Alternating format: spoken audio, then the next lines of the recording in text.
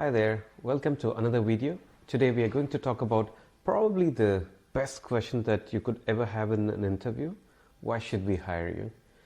There's no other question like this that basically says, can you please sell yourself as much as you can? Please like, share and subscribe. This tells YouTube that this is good content and it helps the right people see these videos at the right time in their career. Okay, why do hiring managers ask, why should we hire you? One, when they ask this question, I generally smile because it's a really good question to have.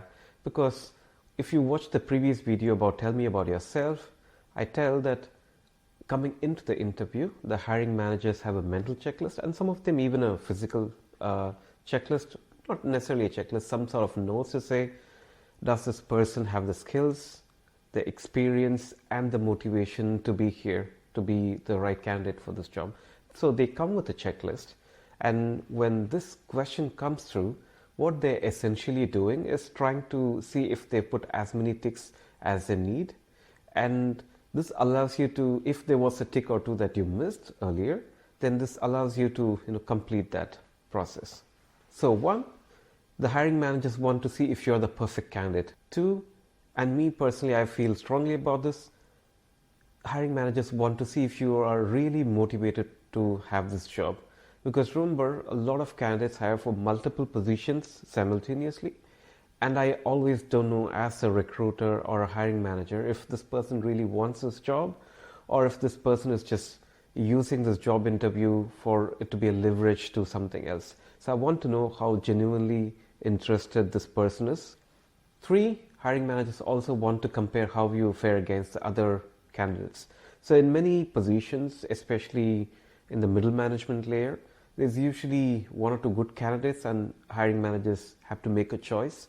So here it's a direct comparison for them to see if you have the motivation, the skills and the experience in comparison to somebody else who's also applied and is also really close. What makes a perfect response to when somebody asks, why should we hire you? One, play back the role itself. List the job's key responsibilities and say how your skills and experiences can actually match that perfectly. So I take this example of project manager because it's very easy to understand. Project managers need to have a certain level of work experience. They need to have key skills that include tracking budgets, managing risks, managing stakeholders, reporting, communication, etc. So when you say, okay, why should we hire you? And then you say, as I understand, this job needs these 1, 2, 3, 4 things. And that's exactly what my career's essence sums up to be. I've been a guy that's been delivering. I've been managing risks. I've been managing stakeholders. I've been reporting to different levels of management, etc. So you can basically take the job and say, these are the key requirements for this job, and that's exactly what I've been doing. So they're a perfect match. Remember, each time you start matching them, the recruiter makes a mental tick saying, yep, this person can do this job. So let's go on to see why he needs this job. Number two, keep it personal. So what do I mean when you talk about how you are a great match for this job? That tells you that you can do the job. Number two is when you keep it personal, it says if you want to do the job, right? So talk about why you want this job. So remember, I would always go back to tell me about yourself as a starting point for all of this. If you've talked about where you are and why you want to be here, it in a way starts at that point, and this is an opportunity for you to finish that circle. So you could, and for each person, the motivation is different. Of course, you don't want to say, well, I want this job because I want money. That's why everybody wants a job primarily. But you could also add layers as to why this means to you. So maybe it is the industry that you like to work in, or maybe it's this particular company that you want to work for, or maybe it's the set of people that you know that already work in this company that have said great things about you and you know that this company is a great place to work. So find a reason that is personal to you, that connects the job to you, and something else that's deeper than just the superficial, the skills and requirements of the job. Number 3, show enthusiasm. be enthusiastic about this job. When you talked about how your skills are a perfect match and why you would like to work in this particular team or company or industry, in a way that comes naturally, but be conscious that they need to feel that you actually want this. It's not a leverage for you to take this and negotiate elsewhere. So summing up, match the skills and responsibilities to your skills and experience. 2, show a personal connection to why you want this job. And 3, just be enthusiastic about it. Some of the do's when you respond. 1, and this is my default phrase, maybe I should rename this channel to this: be authentic. Don't make stuff up. If you lie about your experiences or your skills, you will be found out sooner or later, most likely in the interview, if you make stuff up, because good managers know what right questions are to actually see if you actually done it or not. So don't make stuff up. Be authentic, be it your motivation, be it your skills or experience, be it the connections that you have in the company. Just keep it real. Stay yourself. 2, stay professional. When you talk about your skills and experience, be as professional as you can. When you talk about them, give as many useful, needed facts as you can when you talk about them. So if you had to talk about your leadership experience, talk about how many years you've been a leader, what kind of teams you've led, whether it's online teams, in-person teams, is it teams in one location, multiple locations, etc. So they are all relevant facts.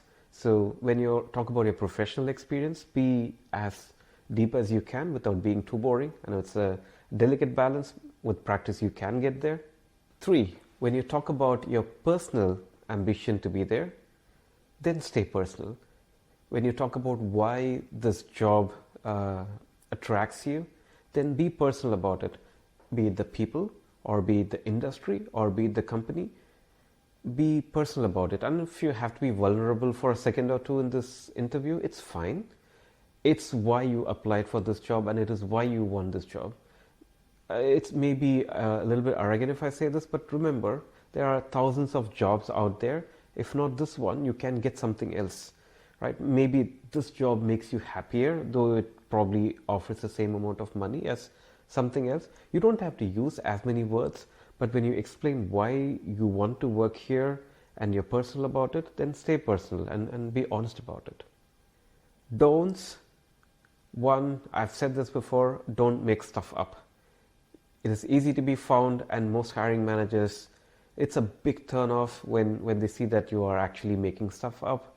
So if you haven't done this, or if you don't have the motivation for it, if you don't know the people, if you don't know the industry, don't talk about it. Talk about what you already know, talk about what you already did. Of course, you can talk about that a little more elaborately, or you can drum that up a bit, but the core has to be true. So don't make stuff up. 2, don't hard sell yourself. This is the best way for you to sell yourself without selling. Remember, when hiring managers or recruiters, when they ask this question, they're probably close to deciding that either they get you to the next round, or if this is the final round, maybe they're close to hiring you. So at this point, you don't have to sell yourself a lot. What you need to do is just help them convince to put more ticks on their mental checklist.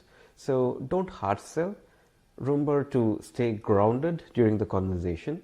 So focus on putting as many ticks on their list without talking. Don't use adjectives so much. Don't talk about I was great. Don't talk about I was wonderful. My teammates loved me. Don't use this kind of language. Try and remember, they're trying to solve a problem here. You as a new employee in the team, you're going to help do that. And that is what you should focus on. So don't hard sell.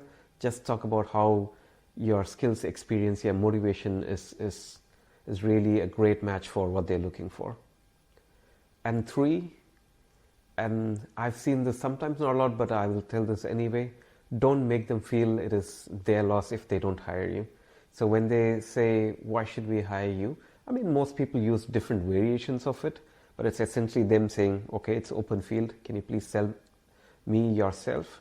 Again, don't make it feel like it is their loss if they don't hire you. Be humble because when you talk about how great you are, you could veer off a bit. So stay grounded and be still respectful that it is still their decision to make, and it's fine if they don't have to, if they don't choose you.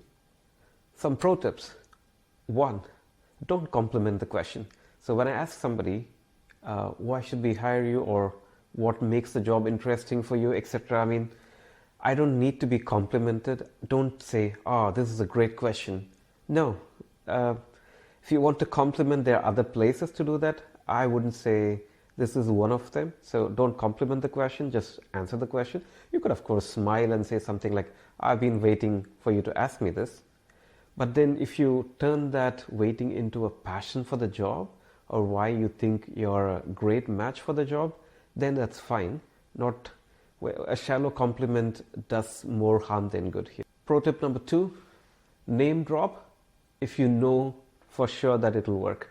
So for example, if you are getting hired into a team where, let's say, a friend or a past colleague works, it is okay to name drop, because when you connect that as a motivation to why you want to work here, for example, you could say, well, I have my friend or my ex-colleague that works in this company, in this team, and we've been talking about how it feels to work here, and from all the things I've heard, it sounds like a great place to work.